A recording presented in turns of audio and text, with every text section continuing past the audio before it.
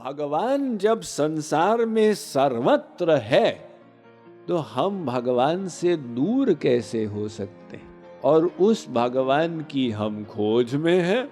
यदि भगवान हमारे भीतर से एक क्षण के लिए निकल जाए, हमारी सत्ता ही खत्म हो जाएगी, अर्थात हम ही नहीं रहेंगे। और हम इसलिए हैं क्योंकि भगवान अंदर बैठा।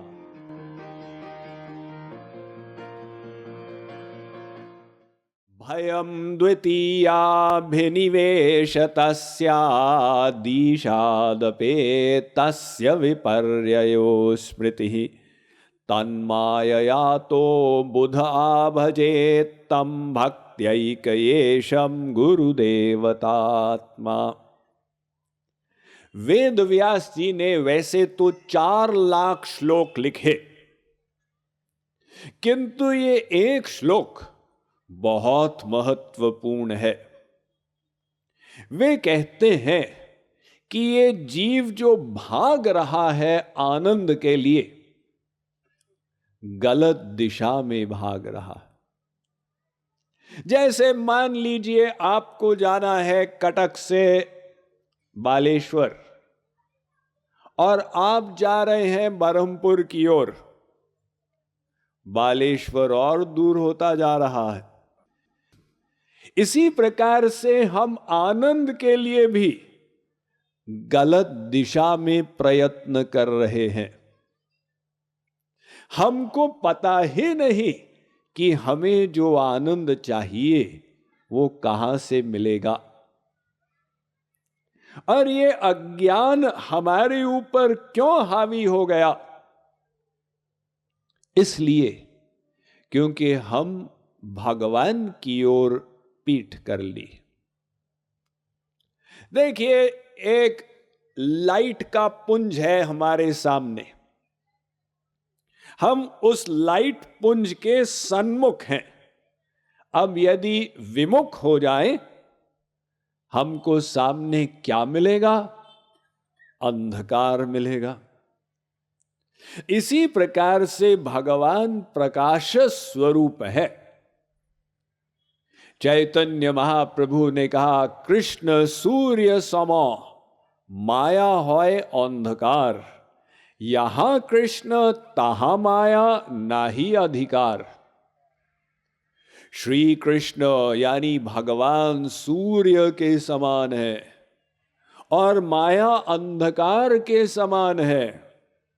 जहां कृष्ण है वहां पर माया का अधिकार नहीं है।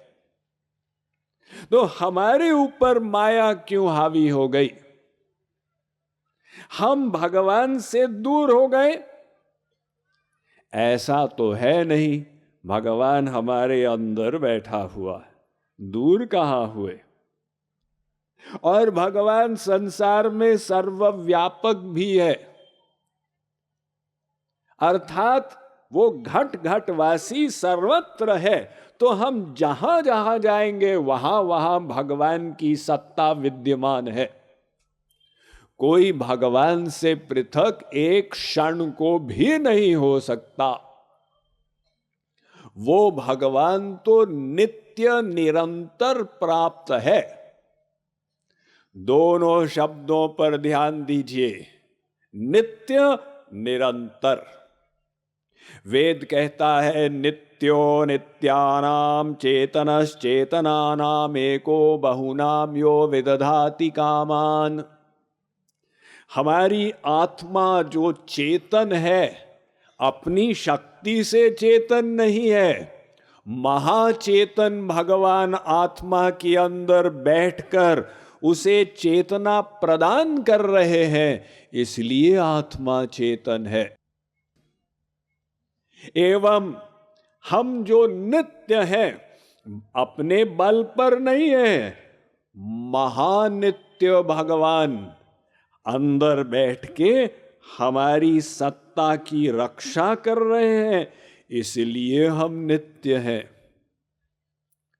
यदि भगवान हमारे भीतर से एक क्षण के लिए निकल जाए, हमारी सत्ता ही खत्म हो जाएगी।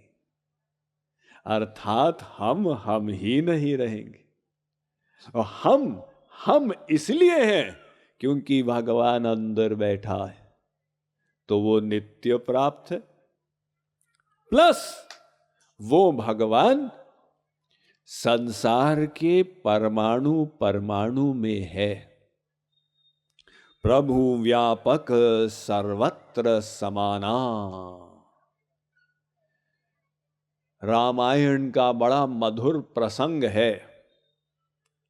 भगवान राम जब वनवास के लिए निकले, प्रथम रात्रि तमसा नदी के तट पर विश्राम किए, द्वितीय रात्रि श्रृंगबेरपुर में गंगा तट पर विश्राम किए, तृतीय रात्रि प्रयाग में महर्षि भरद्वाज के आश्रम में रहे, चौथे वनवास के दिवस महर्षि वाल्मीकि आश्रम पर पहुंचे। महर्षि वाल्मीकि भगवान राम की लीलाओं का निरूपण कर चुके थे। उनके पास ये दूरदर्शिता थी कि उन्होंने पहले से देख लिया था क्या लीलाएं होंगी और लिख डाला था। अब राम की प्रतीक्षा में बैठे हुए थे। तो राम जब आए, महर्षि विभोर हो गए और राम ने महर्षि को नतमस्तक होके प्रणाम किया। यद्यपि राम भगवान है और वाल्मीकि जीव है, किंतु भगवान नर लीला कर रहे हैं। लीला यानी एक्टिंग। तो नर एक ऋषि को प्रणाम करता है, उन्होंने प्रणाम किया। राम ने वाल्मीकि से प्रश्न किया कि गुरुवर, मुझे 14 वर्ष जंगल में बिताने हैं, बताइए मैं कहां निवास करूं लक्ष्मण और सीता सहित। महर्षि वाल्मीकि ने बहुत सटीक उत्तर दिया। उन्होंने कहा, हे राम, पूछे हूं मोहि की रहो कहाँ, मैं पूछत सकुचाहूं, जहन हो तह देहु के ही, तुम ही दिखावो ठाऊं। राम, आपने मुझसे पूछा कि मैं इस जंगल में कहां रहूं। आपके प्रश्न का उत्तर मैं अवश्य दूंगा, किंतु उससे पहले मेरा एक प्रश्न है। आप इस जंगल में कहां नहीं रहते? जहां तक मुझे बोध है, आप सर्वव्यापक भगवान हैं। एको देवः सर्वभूतेषु गूढ़ः सर्वव्यापी। आप घट घट वासी हैं। सब घट मेरा साइया, खाली घट नहीं कोय, बलिहारी वा घट की, जा घट पर घट होय। तो आप इस जंगल के परमाणु परमाणु में हैं और आप मुझसे प्रश्न कर रहे हैं मैं कहां रहूं। तो मुझे एक स्थान बताइए इस जंगल में जहां आप नहीं रहते, उसके बाद मैं बताऊंगा। फिर भी प्रभु आपने प्रश्न कर ही दिया तो मैं अवश्य उत्तर दूंगा। जिनके श्रवण समुद्र समाना, कथा तुम्हारी सुभग सरी नाना। आप उस भक्त के हृदय में रहिए प्रभु राम, जिसके कान समुद्र के समान है आपकी कथा श्रवण के लिए। भरहि निरंतर हो ही न पूरे, तिनके ही तुम कहूं गृह रूरे। जैसे समुद्र में नदी बहती जाती है, समुद्र स्वीकार करता जाता है, फिर भी भरता नहीं है। तो जिसके कान अघाते नहीं, आपकी कथा के लिए सदा आतुर रहते हैं, महाराज, ऐसे भक्ति युक्त जीव के हृदय में आप अवश्य रहिए। तो भगवान जब संसार में सर्वत्र है तो हम भगवान से दूर कैसे हो सकते हैं?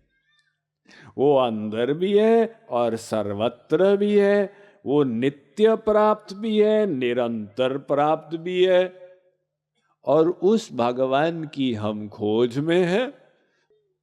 ये विचित्र बात, ये ऐसी बात है जैसे मान लो एक स्त्री के गोद में उसका बच्चा है, किंतु वो स्त्री पूछ रही है, क्यों जी मेरा बच्चा कहाँ गया, आपको दिखा तो नहीं?